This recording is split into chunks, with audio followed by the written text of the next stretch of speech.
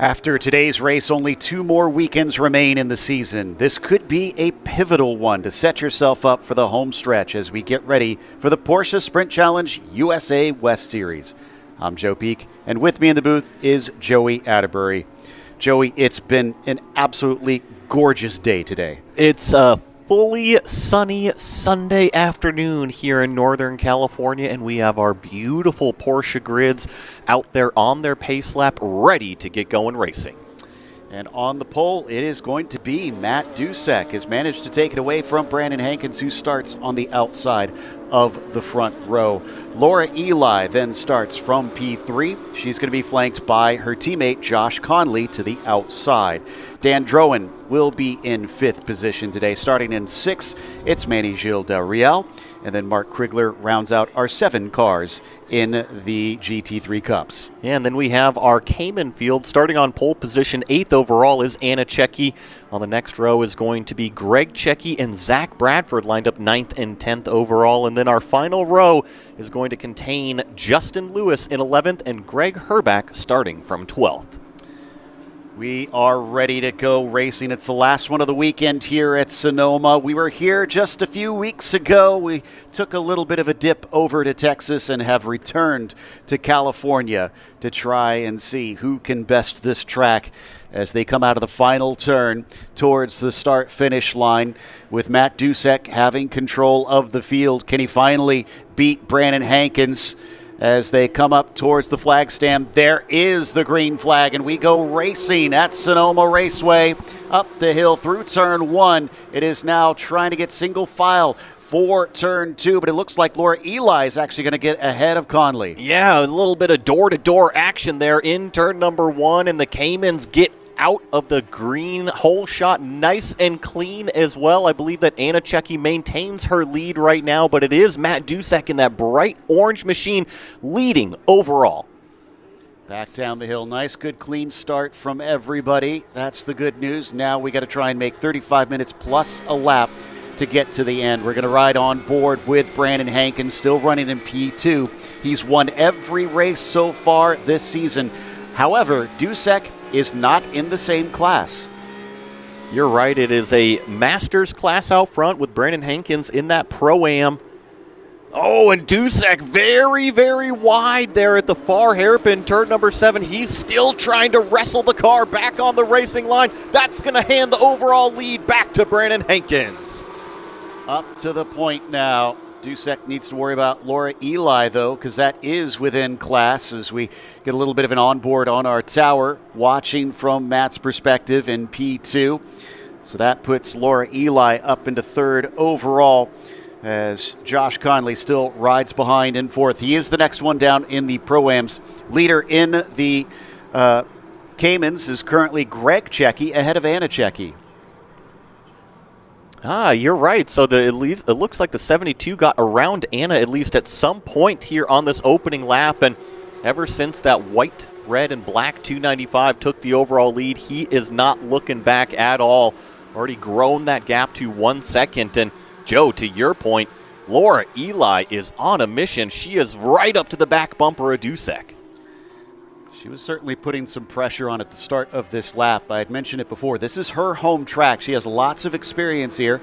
I think she's showing it today, although Josh Conley is still right on top of her as well as they plunge through turn 5. Nice 3-way battle for what is 3rd overall, but for the lead of the Masters. And Joe, we're getting some shots of the rubber ducky on the dash from Laura Eli's onboard there on the left side ticker, and of course, that is a regular part of that race car. Exactly. It's become a favorite of ours that they had added on last season. And once we started mentioning it on air, they decided, you know what, we're going to run with this one. They've since given it a helmet, and it is their little mascot each and every race. But does look like that Dusek is starting to get things a little bit under control. He distances himself from Laura by a few more car lengths as they head through the chicane once again.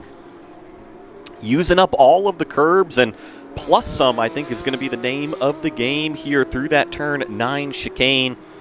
We used to have a tire bundle out there, but this weekend sharing the racetrack with the Velocity Invitational, going between a couple of the different course layouts. It just kind of opens up the width of that chicane for these drivers to maybe take a little bit more advantage as we ride on board with Anna Checki chasing her father, Greg. This is out of turn 11 now. Love listening to that engine scream as we ride on board, but now as we watch the distance between them, does look like the gap is set at just about half a second. So not huge, but also not nearly close enough for her to try and make an attack as he takes a little too much curb on the way into 2. I was noticing this battle right here.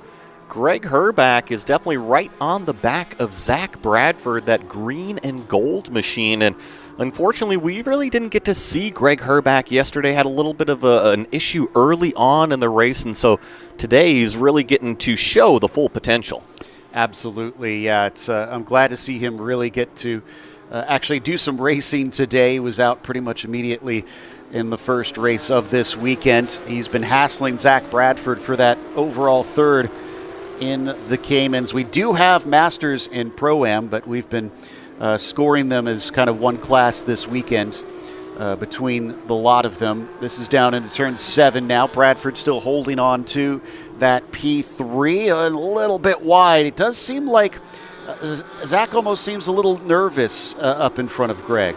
And yesterday we saw Zach really hunting down the back of Greg Checki. So kind of to your point, it is a different day, and we also have to remember it is significantly warmer today, especially this afternoon, than when these cars and drivers were on the track yesterday morning. So maybe the car just a little bit happier in the cooler conditions versus the bright sunshine of today. That's a good point. They're going to have some interesting traffic behind him. It's not lap traffic. It's Dan Drowan, who started from the back of the field and is being very patient. Now he's going to be able to get by Justin Lewis first. And then up next, he's coming up to Greg Herback. He's, I think, being very respectful since he is just kind of coming into this series for the first time and knows that he's not as part of any championship, so he doesn't want to interrupt their battles. And not only that, but he was also racing a Cayman himself earlier this year in this exact same series, so he knows kind of these competitors. And like you said, he doesn't want to interject himself in the middle of a battle that doesn't necessarily belong to him. Yeah, he's got that perspective of what it's like to be in these Caymans and have those faster cars, so he knows to show a little bit of leeway to them. He's going to manage to maybe get by in a 5. Thinks about taking the apex away, but the door is shut. And unfortunately for Greg Herback, that does cost him a little bit of time. Now sending it down into turn 6, Dan is able to at least place himself between the two of them.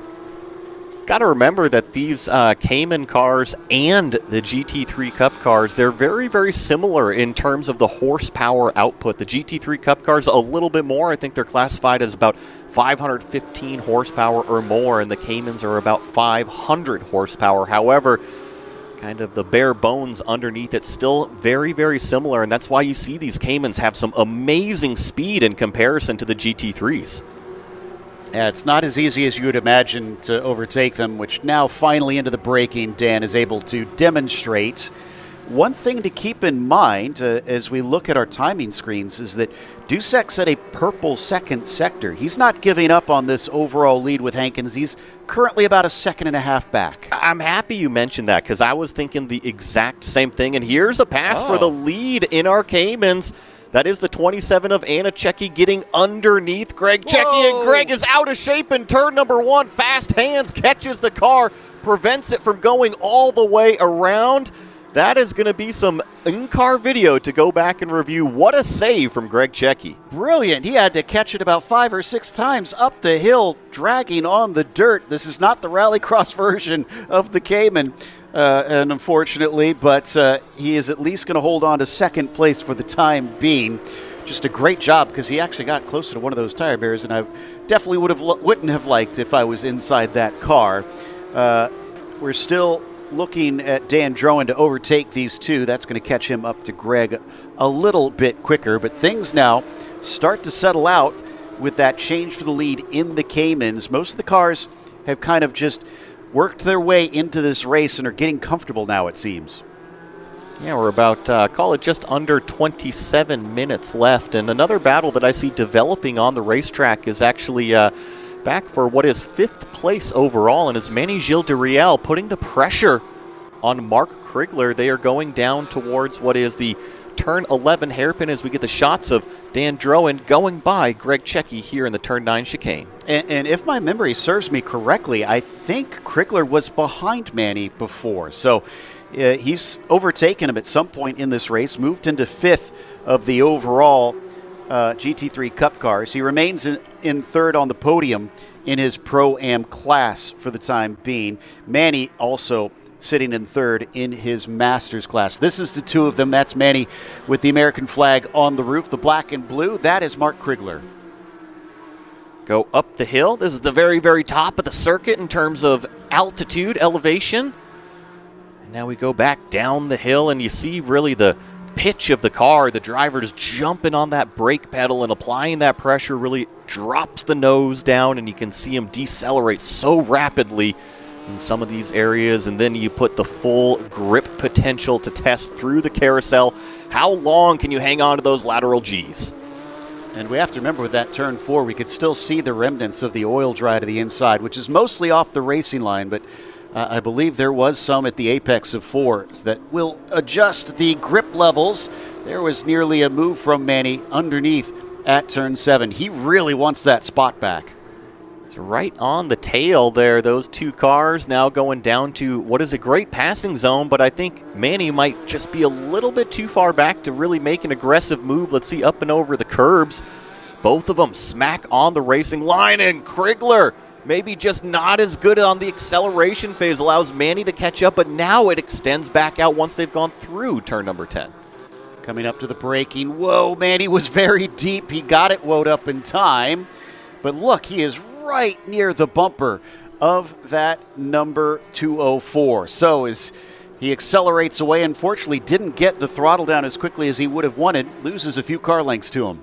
It seems, and you can kind of tell me if you see the same thing, but Manny may be a little bit more aggressive on the beginning half of the corner, and so that's why he's able to close that gap, and Krigler's mainly focused on the back half of the corner, and when he gets on the gas, he's able to accelerate away from Manny. It does seem like he is just a little bit better getting that throttle down, and there's a good example right there as they come out of 4, as it seems like a very deep run from Gil de Riel. Now coming up to turn 6, this is where Manny wants to try and square off that exit. This is one of the longest runs. As we had car 75 spun, that was Justin Lewis. Looks like he's gotten it going though. And that was at our turn 9 chicane directly in front of us here, so not too long ago. It's a little dip of the tire. Ooh, that's aggressive. That's going to be way too hot. And thankfully, Mark Krigler saw him coming, left room at apex, and Manny went full on airborne. I hope there were some photographers down at turn 7. Oh, and now, unfortunately, the splitter has disintegrated on the track through the S's. Hopefully that didn't leave any sharp debris in the way. But I was going to say, if anybody had their camera at the ready, that was 4 wheels off the ground for this car. That was something else, and I'll give props to both of the drivers for accident avoidance, right? Manny aimed for the grass not to hit his competitor, and he's going to enter pit. Well, he's going to think twice about it. Okay. And Krigler saw him coming just way too deep and didn't turn into the corner. That was a great job from both of them not to make contact with each other. That puts paid to that battle as well. Krigler starts to run away, and Drowan is already catching up with the damage on the nose of that 270. He's going to struggle to find front end grip. It's completely missing. He's lost the front splitter.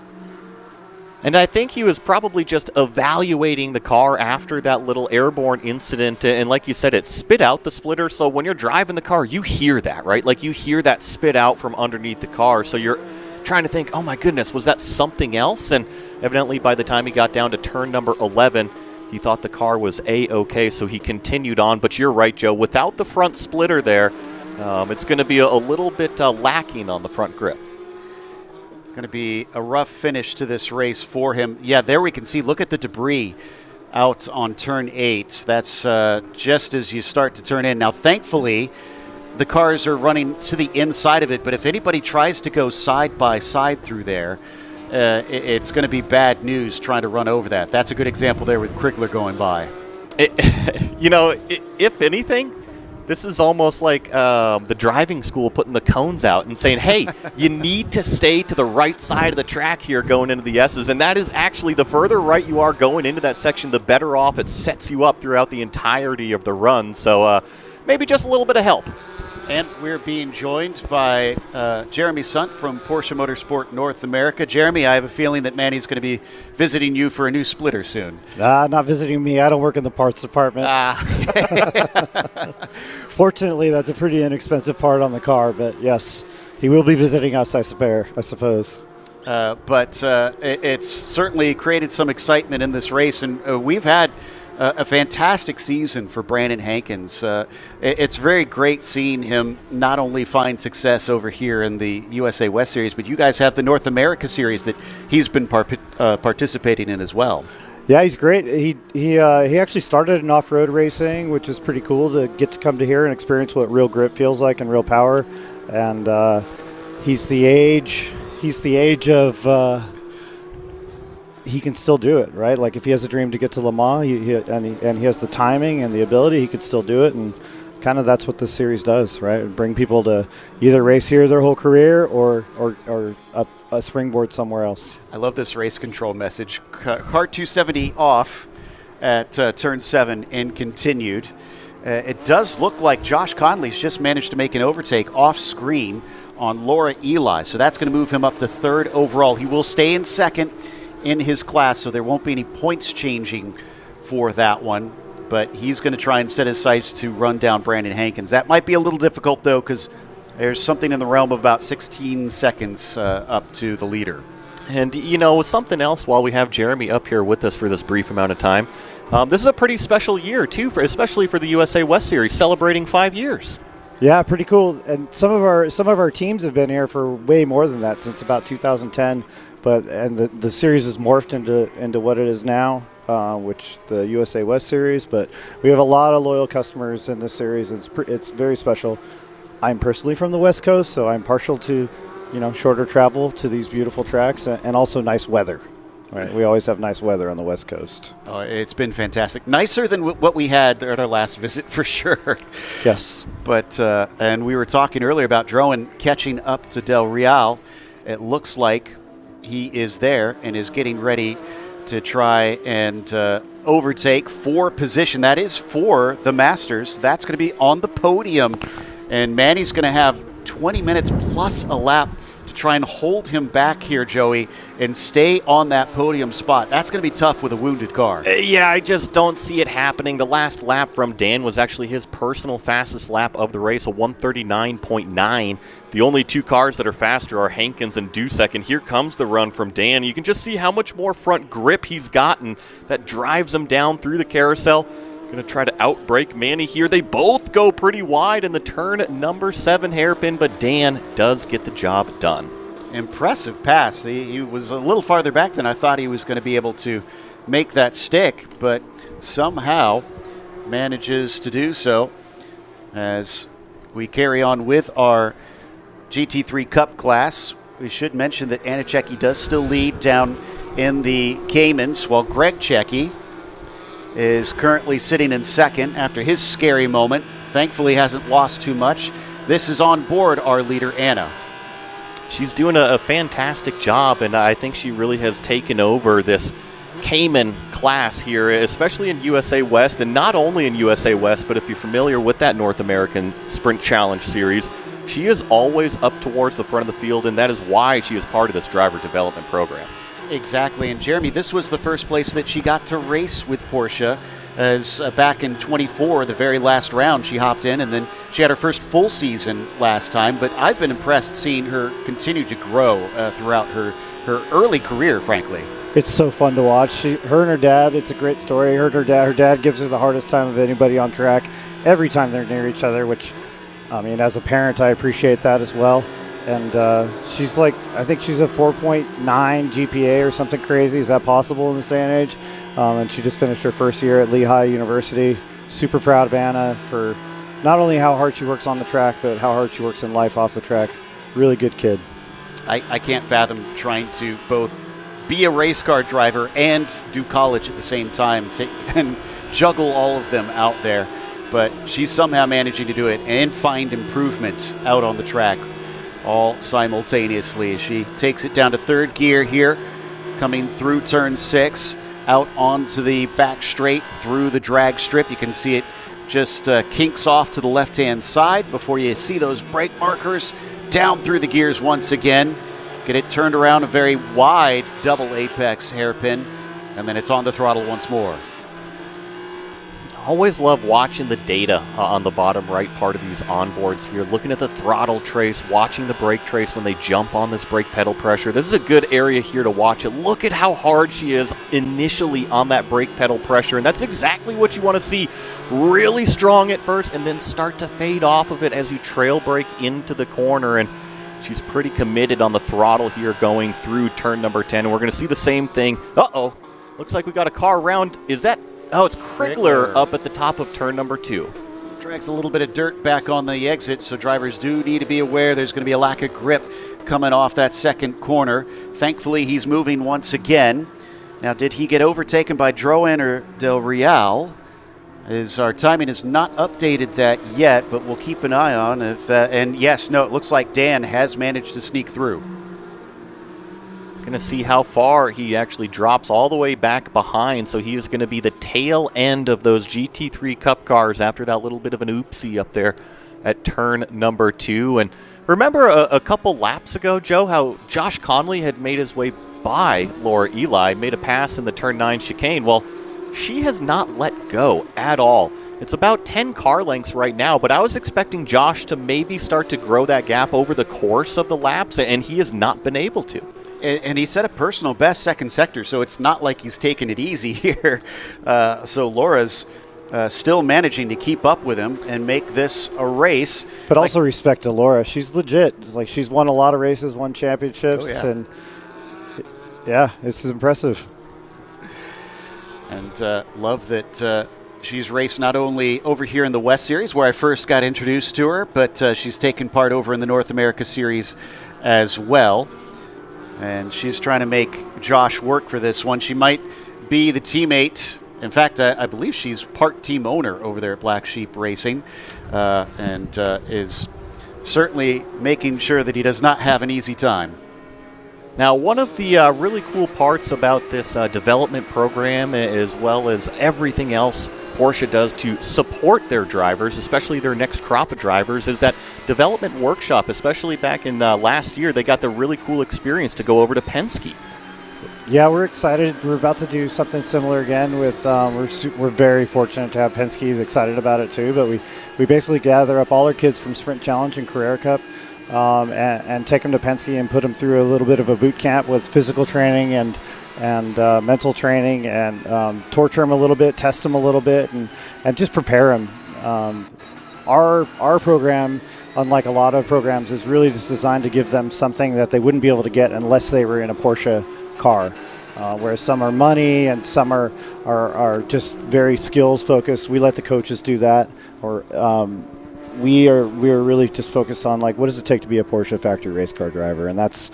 And our dream is to get the next one out of America, right? And I think the coolest part about that workshop is that it is not all, like you said, skills or driver focused. It is the whole circle of what does it take to be a race car driver and stay in this industry.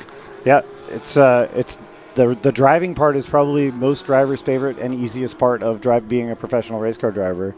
All the media that they have to do, how they have to look, what they have to wear, all of that kind of stuff. Right? Didn't they do that? Yeah, we do Pit Fit in North Carolina. They get compared to all the other drivers who are based out of North Carolina, including IndyCar and NASCAR kids.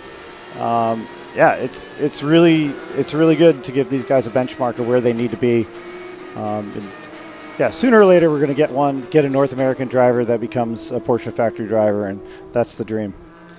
Certainly seems to be some talent coming through. You ready, Joey? Joey's giving me the signal that he's ready. Yeah, well, he might be up here in the booth, but he hasn't given up on wanting to get back into the car. Straight out of Jetta Cup into Carrera Cup. I love it. That was a long time ago, Jeremy. It's on brand. We can talk about it. Yeah.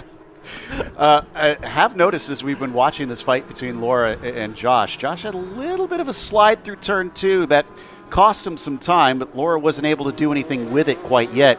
And we're seeing more and more of these drivers take that aggressive curb on the way into the chicane.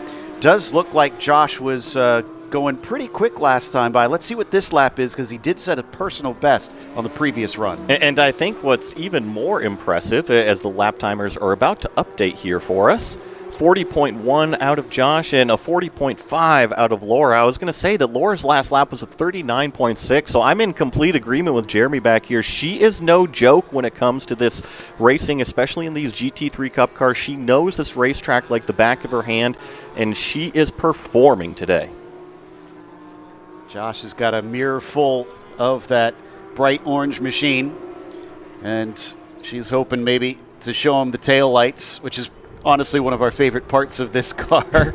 If you've ever seen the Black Sheep logo, they make sure that that taillight is in a particular position with the logo. I will leave it at that. Exactly. Very close to getting edited at corporate America. Well, as we watch this battle here, I expect it to stay pretty close. Brandon Hankins, our leader, is running up on some lapped traffic in the form of some Cayman cars that are actually running pretty close together as well. I'd mentioned that Zach Bradford, Greg Herback battle. Seems like they are still locked in some combat as well. Yeah, that is for third of the Caymans. Zach, for a little while, was able to run away, but seems to be still hassled a little bit. In fact, there's that traffic getting involved in the Conley versus Eli battle. That's Justin Lewis, who is going to allow them to sneak around the outside of turn 10. They'll carry on, but it does seem like that cost Laura a tenth or two. Yeah, maybe just grew that gap a little bit, but we've seen her be able to put in fast lap after fast lap. So I think if she puts her head down and just focuses on her mark, she'll be able to catch back up to the back end of that Josh Conley 299 car here in probably, I would say, 1, maybe 2 laps, as long as she's able to pull off some clean ones. You know, we've been talking about Laura's pace, but I want to give a shout out to Dan Drowan. Starting from the back of the field, he just ran a 140.2 last time by. That's quicker than Laura and Josh. Let's see, just updates to a 40.6, still quicker than both of them. He's been gunning them down. The question is, will he have enough time? Because it's, I don't know. It's 22 seconds. I don't think he's going to get there. Nope. Not quite going to happen unless some of the drivers run into some unfortunate incidents out there, which we never want to see. But Brandon Hankins has been able to work his way by these 2 cars. These were the 2 cars that I was just mentioning. I think it actually grew just a little bit as those GT3 Cup cars were going by. But this is the battle between the 14, that gold and green of Zach Bradford, getting a little bit squirrely there coming out of the chicane, and Greg Herback in that bright yellow machine trying to chase him down. Yeah, you were talking about how the handling of these cars might be a little bit different. And I wonder if that is a big factor in why it seems like he doesn't look as steady in the car today as he has in the past. Herback has not been able to pick up on it. He's still stuck behind him, but I'm sure he is waiting for that mistake in these next 8 minutes. And they're going to have to deal with another car, another fast car in their rearview mirror. That is second place of Matt Dusek. Oh, got to the inside of Herback in turn number 2, so cracked open that door. So Dusek is being efficient about it. However, that's going to cost Greg just a little bit of time. Yeah, you can see the gap between himself and Zach now has definitely grown quite a bit. And, of course, this could swing back Greg's way, because this could hold up Zach as they come up through 5 and 6 now. And he is going to manage to sneak by. Looks like it didn't hold him up too much. So, Jeremy, we were talking about the driver development workshop, right? They've been doing it for, what was it, 2025 was the first year that you guys have done it? Well, some people only give it credit since then, but we've actually started with the original version of it. Started with Jens and Owen and Pat Long in 2011. But yeah, we really, the team that I'm on now, we got our paws on it in about 2023, I believe. So, so that's a big part of my job, obviously, is taking care of the kids and making sure they're getting what they need to be, responsible adults someday. But another big part of my job is planning for next year. and not just with the kids, but for the overall series in general. And unfortunately, we don't have anything that we can talk about it yet, but I'm excited about all the stuff I can't talk about. So it'll be fun to go. No, it's great. Yeah. So, but we'll be going to, we have some big changes coming that are going to be awesome, and we have a bunch of new product in the pipeline that you may or may not be able to find on the internet.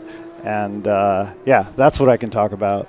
Oh, well, I guess I'm going to pry maybe a little bit. Is it going to be aimed more at opening the doors for more driver development, for younger, for female drivers? Is it going to be a specific focus, or just more all around? No, it's a good question. I think like Porsche is one of the brands in the marketplace on Earth that can take somebody all the way from a DE day in a road car all the way to Le Mans.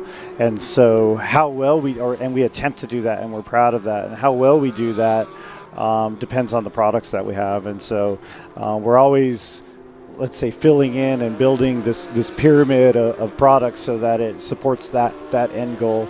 And then we can, once we have that in a line, we can do things like we do with the road cars here with GT Track Day, where we bring GT Track Days, where we bring and invite people that would have never ever been on a racetrack before out to one of our Sprint Challenge events, and give them some track time and give them some pointers and give them a tour and just really expose them to what we're doing in the motorsport environment in a way that you can't really do behind the scenes way. And it's cool. And actually Justin Lewis there, number 75, he's our first.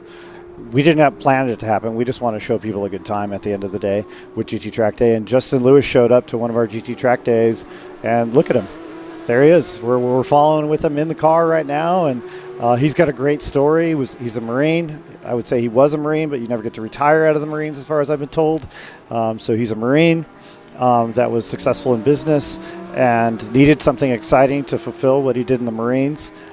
And so he's becoming a race car driver, and he's a very good bicycle racer and a very good motorcycle racer. And now to watch him go through this process is really exciting. And he came out of GT Track Day. And so those customer journeys that we're trying to give people, there's a lot of dust here, guys. It's exciting for me to watch. It's fun to watch people's journey and help them get through it. I think it's on the I think it's on the lens. Okay, we'll go with that. It might actually be coming from the. Oh the no, it's definitely not on the lens. That's definitely dust. That's definitely dust. I was going to say though, Jeremy. I mean, we've been talking about this GT Track Day. We're at the Velocity Invitational. There's got to be a lot of folks out here with some very nice Porsches that would love to get involved with that. Where do they go? Oh my God, this event. Let's talk about the event for a second, because this event is special. We came here on a whim. They asked us to come, and I actually personally watched it on TV and thought that it was pretty cool a couple of years ago when they had it, and the way they presented, it's just been awesome. There's so many old Porsches here. We're very lucky to have some legends even in our paddock with our chief steward, Elliot Forbes Robinson.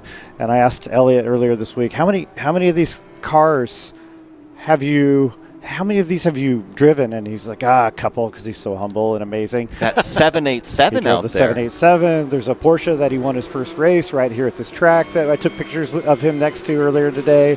And there's probably 30 other cars that just Elliot has driven. And people are walking around and asking me. It's pretty cool that we have a legend in the booth with us, and a very humble one at that.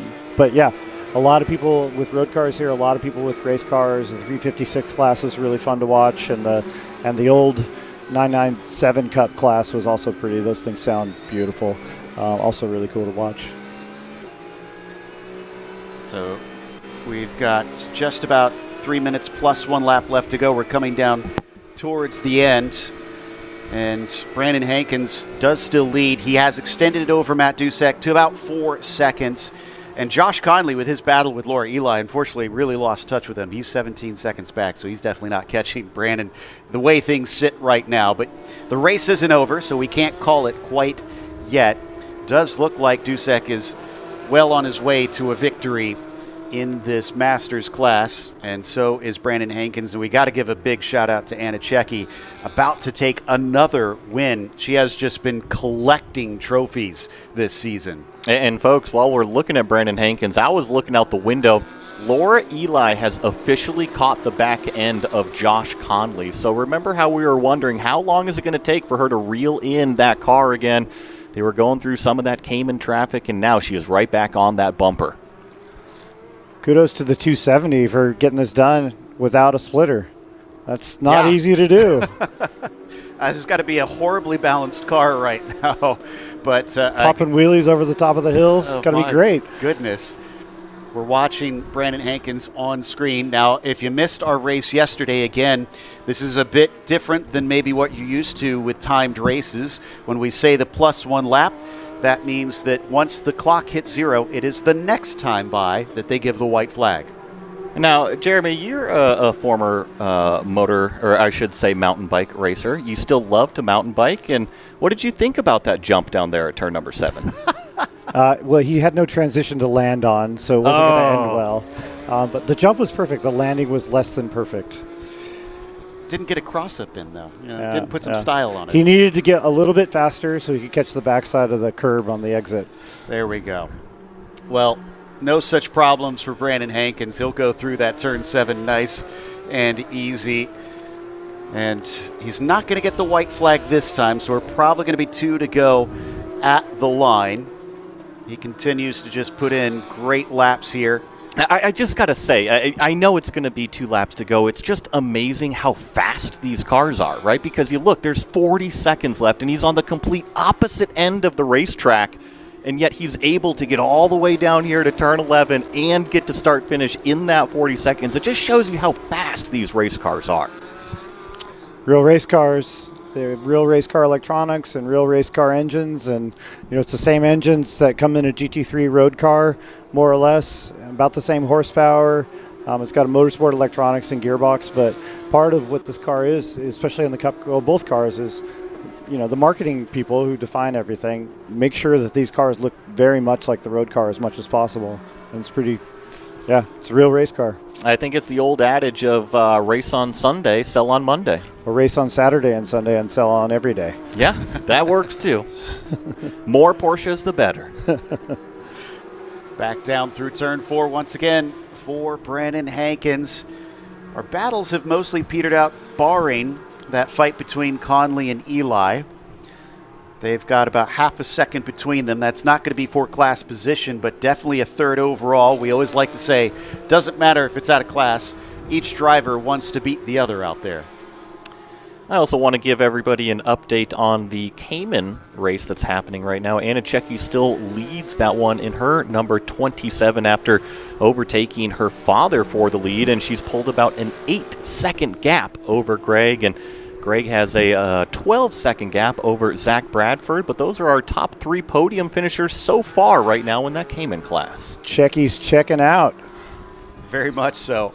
As they come through turn 9, it looks like Brandon Hankins about to take that white flag and get ready to start his last lap of the race. Still holds the fastest lap of the race as well. So he has been hard to touch out there. Trying to keep an eye out, and I do see Conley and Eli. Yeah, they are still within touching distance. There was the white flag for our leader, Brandon Hankins. I got to say that Laura was extremely strong on the brakes going into what was turn number 9 there. One more lap to go for Hankins to continue his perfect run.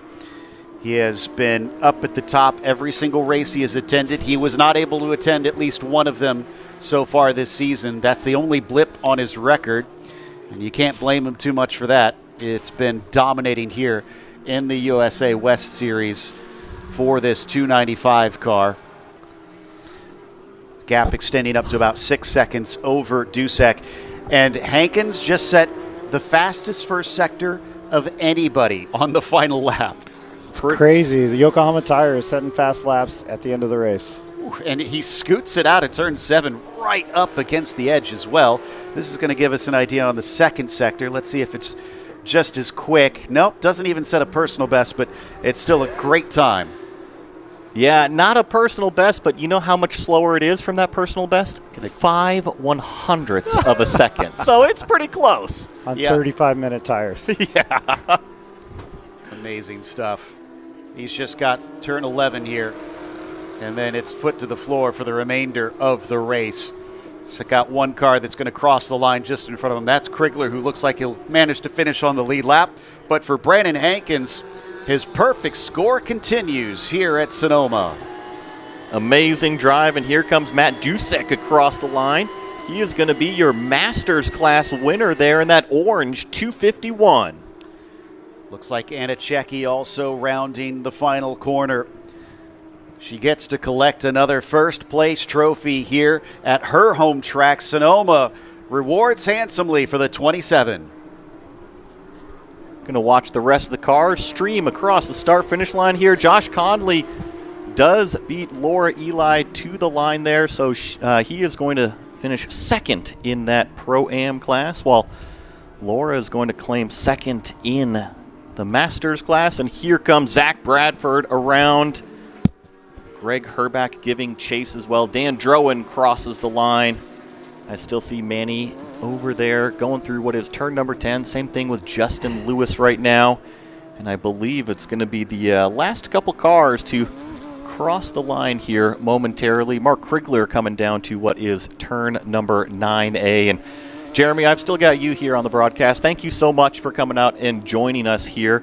It's always a pleasure to watch these USA West Series action, and especially have you up in the commentary booth. No, thank you guys. I don't know if anybody ever thanks you, but I'm grateful for you and Joe and the rest of the crew and competition and marketing and all the whole PM&A team. I'm proud of what we do. I'm proud of our team, and thank you guys. Hopefully we're making the customers happy and they're having a great, safe time. Thanks. Well, I'm going to go ahead and read through our official results by class. I'm going to start with our GT3 Cup in Pro-Ams. Brandon Hankins did win that one and overall. And then Josh Conley is going to finish in second with Mark Krigler there in what is third place. We'll hop on over to our Masters results where Matt Dusek claims the win. Or Eli going to finish in second with Dan Drowan after starting from pit lane essentially all the way in the back, going to climb up to third. Manny Gilles de Riel, after going for a wild ride down there at turn number 7, is going to finish in fourth place. And then we'll hop on over to our Cayman class and Pro-Am. Anna Checki claims the win. She had a great battle with her father early on, made the overtake into turn number 1, and went on to claim that checkered flag. Greg is going to finish in second with Zach Bradford rounding out our podium there. And then we also have our Masters class. Greg Herback winning that in the Caymans, and Justin Lewis finishing in second. And folks, if you're watching, don't go anywhere. We're going to be right back with our podium celebrations, our winner hits here in just a moment.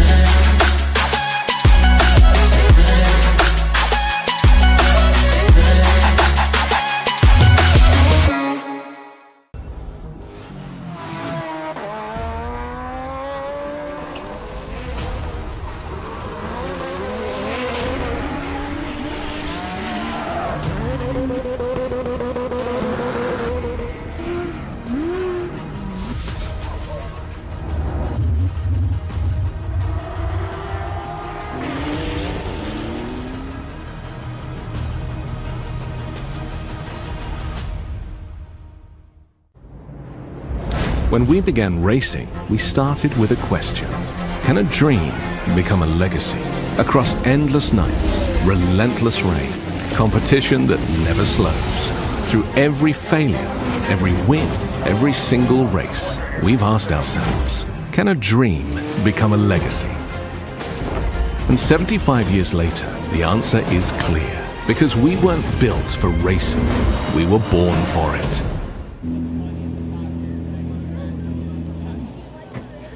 We've got Brandon Hankins here, our winner in the GT3 Cup, and it's been an amazing season.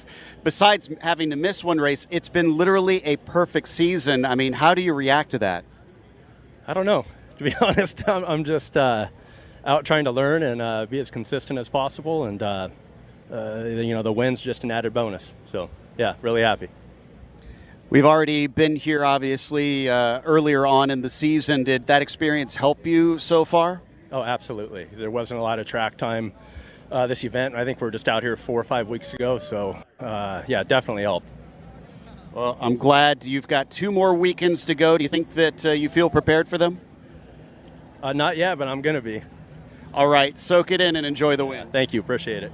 We'll be back with Anna Checky here, as looks like I see her right over here. Let's try and see if we can get her to talk to us real quick. Anna, if we can grab Anna real quick. We've got our winner in the Caymans. Anna, you had to fight your dad a little bit for this one. Was that fun? Yeah, it was a blast. I mean, the goal was to not hit each other, but make it exciting. And he gave me a battle, so it was a lot of fun. Have you had a chance to ask him about his slide through turn 1? I don't know if you saw that in the mirrors. Yeah, I did. I looked back and I was like, uh-oh. And so I just asked him. He said, exciting, but I'm just glad he kept it on track. And I'm glad I didn't follow him, so it was good. Well, congratulations on the win. I look forward to seeing you on the podium. Thank you so much. We, I think, have time for one more, it sounds like. Our Masters winner, that's going to be Dusek. And we'll see if we can find Matt Dusek over here.